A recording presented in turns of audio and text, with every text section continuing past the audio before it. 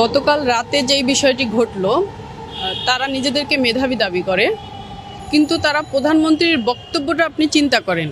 প্রধানমন্ত্রী কি বলেছিল?